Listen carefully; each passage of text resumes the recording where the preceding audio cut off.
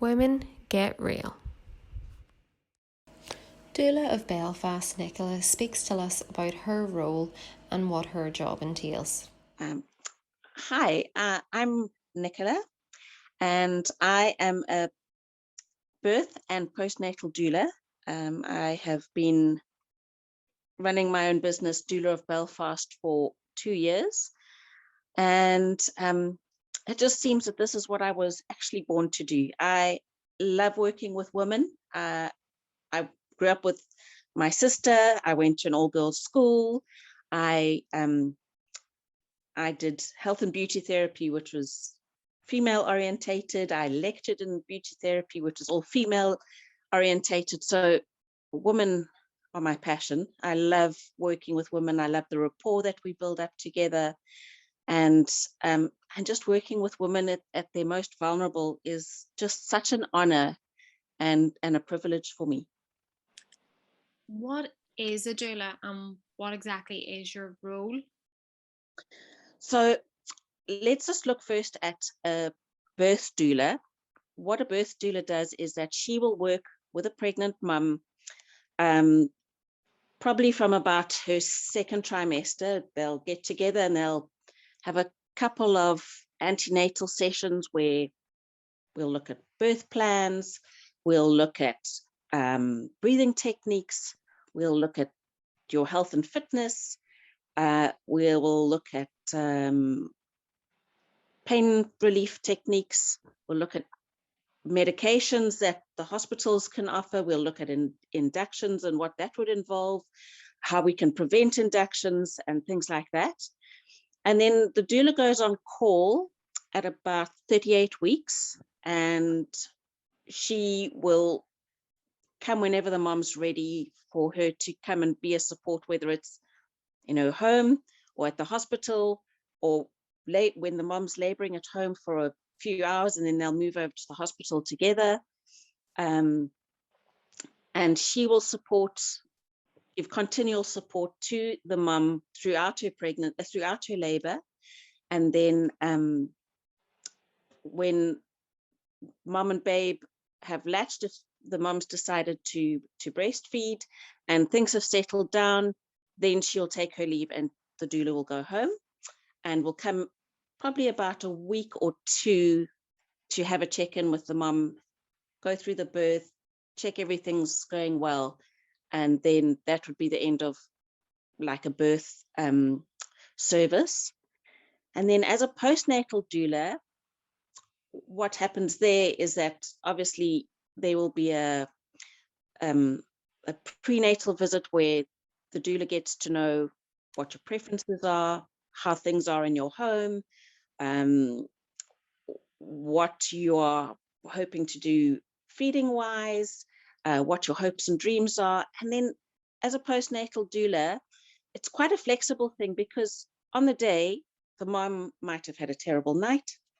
She's exhausted, she hasn't eaten, she hasn't showered, and all she wants to do is to take a shower or a bath, have a nap while you're looking after the baby. Or she might want you to come in and prepare a meal for the evening and put a load of laundry in. So she's just taking all those stresses away from the mom so the mom can focus on bonding with her baby and on her recovery. So that's what a postnatal doula would be doing.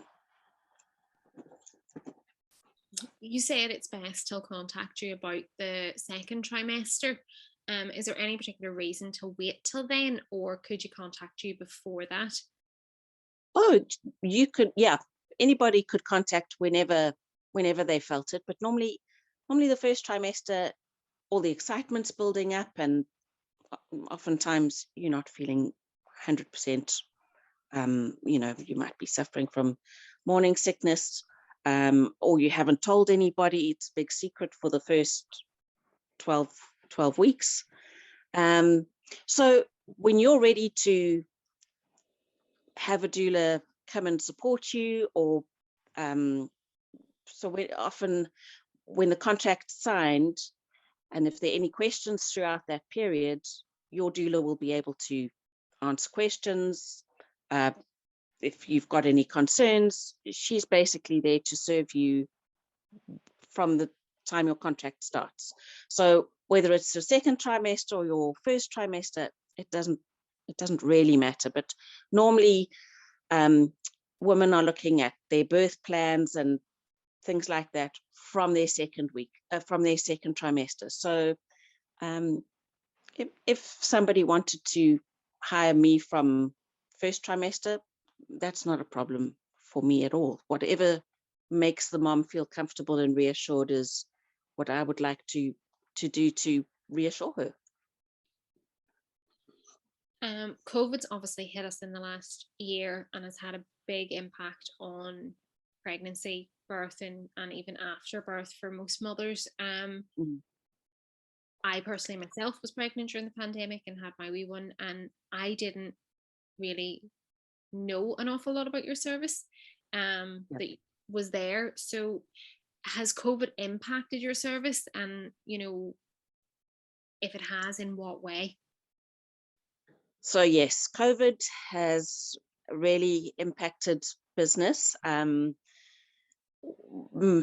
The majority of doulas haven't been allowed into hospitals, but then you're seeing a lot of moms who have decided to home birth instead of going into a hospital.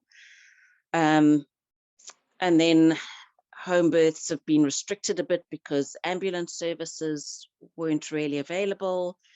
So it's actually been, these poor moms have really been through a real difficult and traumatic time through COVID.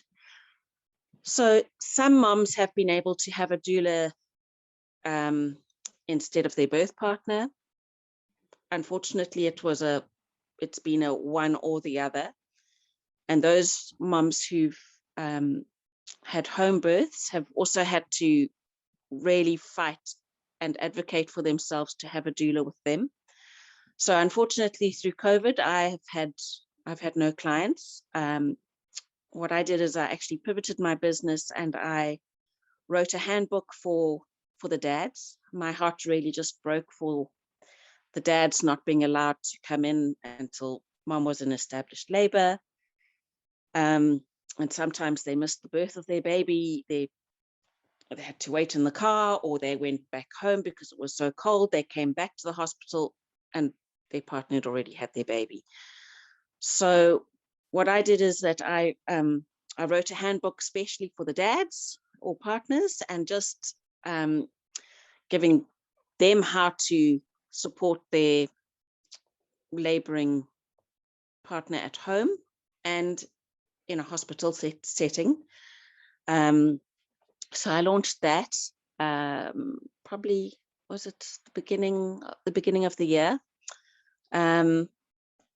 Yeah, so things are sort of starting to slowly open up a bit more for us. And yeah, let's just hope coming up April, May, hopefully by June, doulas will be allowed back into the hospital spaces. So a lot of online support has been going on, which has been great. And I suppose antenatal preparation. And then because postnatal doula services aren't really well known here in Northern Ireland, there hasn't been much call for that, unfortunately. But those who have gone into homes, they've normally just said that they will only support one family at a time. So instead of maybe 3 families, they'd just be working one-on-one with a family, finish their term, and then work on with another family like that. With it being Doula Week, what would you like to see happening in the next year, in terms of your services and maybe the knowledge and education for women, essentially in this area? Yeah, I think I'm hoping that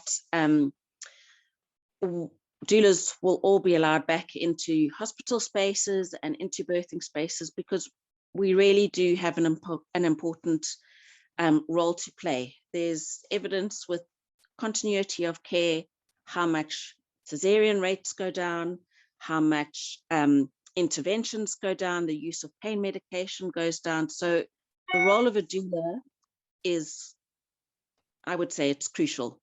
World Health Organization sees the role of a doula as key in a positive outcome for birth.